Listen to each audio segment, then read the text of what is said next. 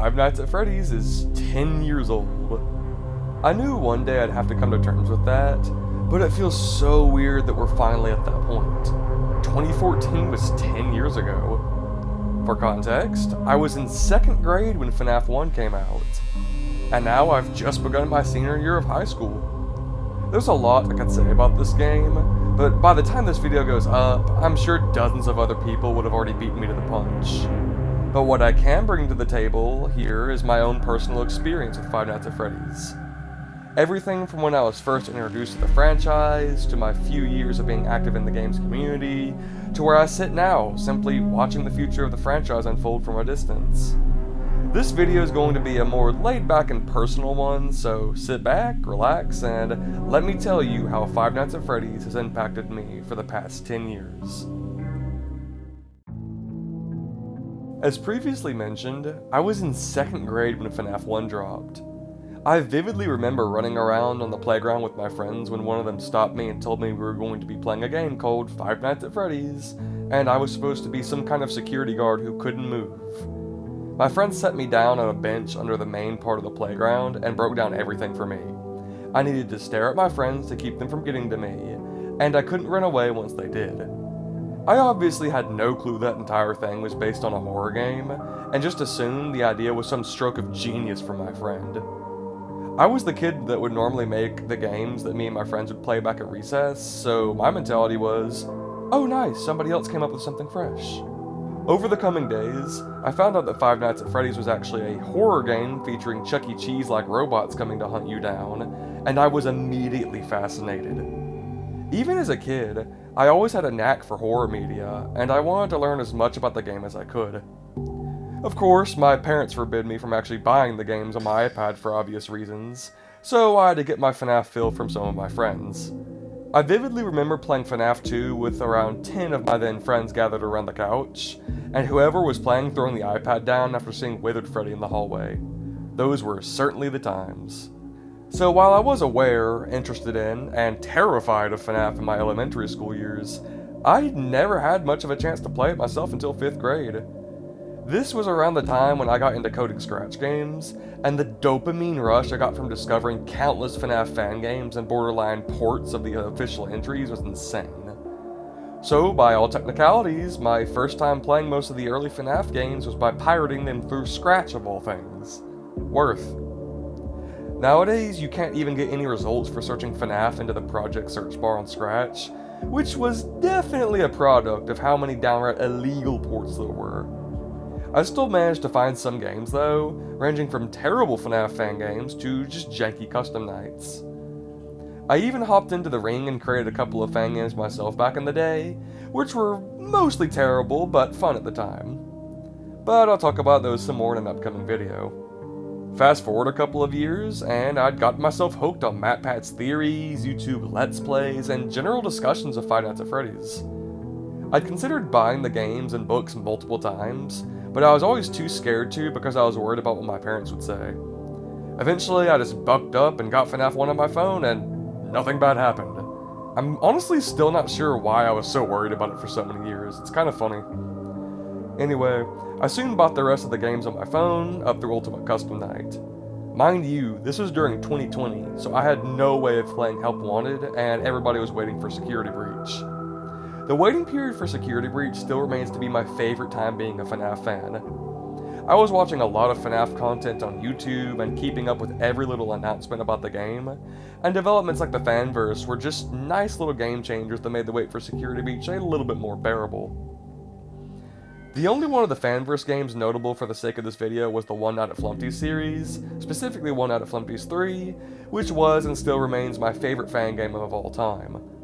I took great inspiration from developer Dronochrome's tactics and mentality of gameplay above all else, ditching lore and ambience in favor of more compact and fun game design.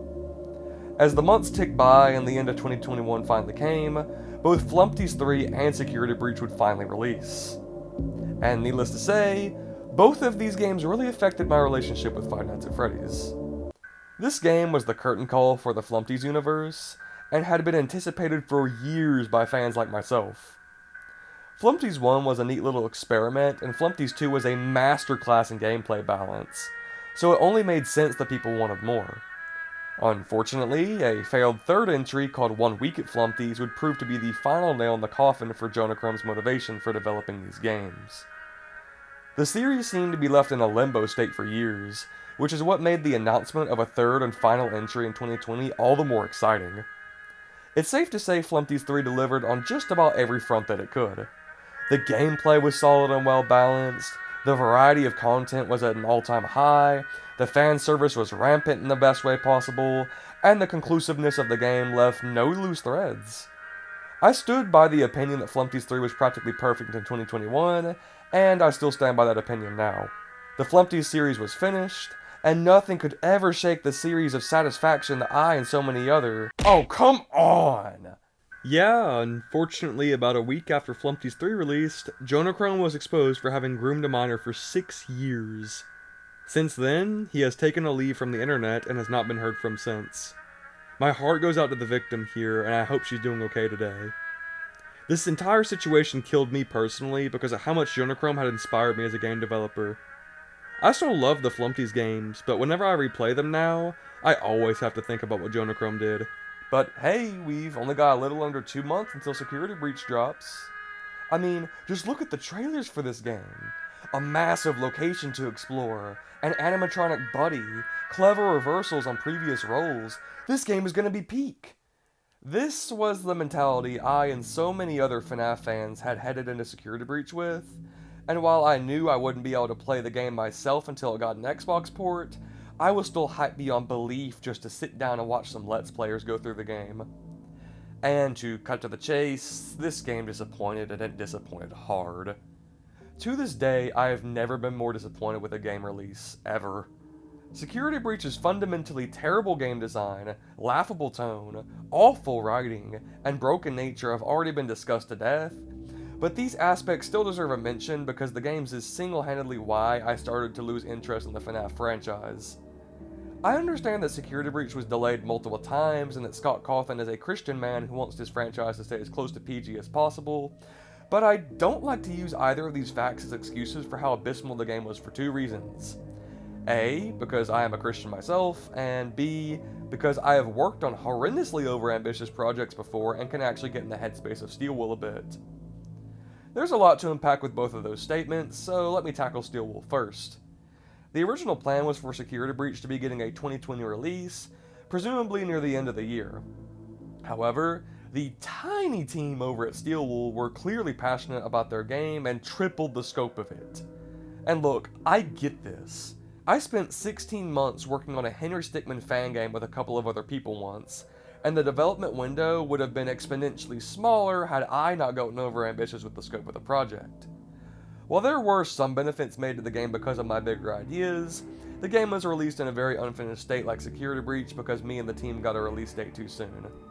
This obviously stressed me out a lot, and if a non-profit fan game did that to me, I can only imagine what getting overambitious and dropping the ball for the next entry to a multi-million-dollar game franchise did for the team of Security Breach. That being said, all game developers need to know their limits. I'm grateful I learned that lesson as a teenager, but I'm honestly just concerned for Steelwool because it's a small team of professional game developers with years of game development to take notes from. I'm all for allowing your creative juices to flow when making something as elaborate as a video game, but it's just shocking to me how misguided the studio's direction was throughout the entire project. Dozens of rooms with no importance feel like they had more attention given to them than the main gameplay loop itself, which is so disheartening because FNAF's gameplay is what made the franchise what it is. Steelwool has thankfully seemed to allocate their resources better with projects like the Ruin DLC and Help Wanted 2, but keep in mind, this was the game FNAF fans spent 2 years waiting on, and they would spend another 2 years waiting on more games from Steelwool to fix their reputation. I'll talk about those games more in a second, but first I want to talk about Scott Cawthon. I wholeheartedly respect this man and appreciate a lot of his work, even if I think a lot of the FNAF games are more flawed than a lot of fans like to admit. Game development aside, I respect Scott a lot as a person. He's very down to earth and has been very generous with the money FNAF has made him, and as a Christian myself, I respect him for being pretty open about his life as a Christian. That being said, I still do have some criticism for how he's handled the FNAF franchise from FNAF 4 and onwards. FNAF's story has never been the most straightforward, but you were always able to get enough of an understanding of what was going on without getting any of the secret minigames or watching lore videos. But I'm going to make a bold claim here and say that I don't think the idea of finding all the pieces of the story is what made FNAF's story so compelling. The tragedy of FNAF is what got people invested. Sure, the lore scavenger hunts were neat, but the emotional hook the missing children's incident provided left people hungry to see a satisfying conclusion to the story. While the later games Scott made took on a goofier tone, there were still emotional stakes throughout the story that made you want to keep playing. By the time Help 1 rolled around, however, things began to change. In addition to the lore getting more convoluted than it already was, all of the new mysteries didn't provide any sort of emotional hook to dig deeper for answers. There are a few moments in modern FNAF games that do try to engage the player in an emotional way, but the attempts fall extremely flat and got me laughing at how pitiful they were more than anything. While this is a result of more than just Scott's direction, he is still the one guiding Steelwool and giving them instruction. Again, as a Christian, I understand not wanting to make your work extremely dark, but you can still have an emotionally engaging story without making it gruesome. As a quick side note though, I'm failing to understand why so many events in the books, of all things, are infinitely more dark than the games are. This double standard is just weird to me, and it makes Scott's direction all that more confusing. I know Scott has always been a sci-fi writer at heart and would rather pursue a narrative with sci-fi over tragedy, but the precedent set by the first 4 FNAF games just can't be ignored like that. I know that Scott was going through a difficult period in his life during the early days of FNAF, but given how those first 4 games are so different, my personal conclusion is that Scott went darker with them than he was ultimately comfortable with and has spent years trying to backpedal. And while I'd say he has successfully made FNAF a more family-friendly franchise at this point, it's come at a cost. A lot of older fans like myself are just no longer satisfied watching the series regress in maturity. So to Scott Cawthon, if you somehow stumbled across this video, I just wanted to say this. You are a talented guy, and I understand that trying to run a multi-million, multimedia franchise is tiring. But FNAF was created because you took criticism from others and used it to enhance your game design skills. I and so many other people just ask that you do the same thing now. Anyway, 2023 was definitely a highlight year for FNAF. In addition to Steelwool returning with the Ruin DLC and Help 1 and 2, the long-anticipated movie came out in October. I'm gonna be honest, after realizing that the Steelwool projects just weren't for me, the movie was the main draw I still had to the FNAF franchise. I was actually set to leave on a trip the day it technically came out, so I had to drag my dad with me to an early screening because nobody else could come with me on such short notice. And if I'm being completely honest, this movie was the final nail in the coffin for my relationship with this franchise. Put your pitchforks down, let me explain. I like watching movies that are well written and can get me thinking about what I just watched months after watching.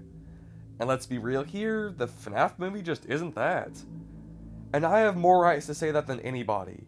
I was going to try and do a rewrite of this movie last year and spent an absurd amount of time writing out a poorly formatted version of the movie script to edit, which is just sitting on my other Google Docs collecting dust now.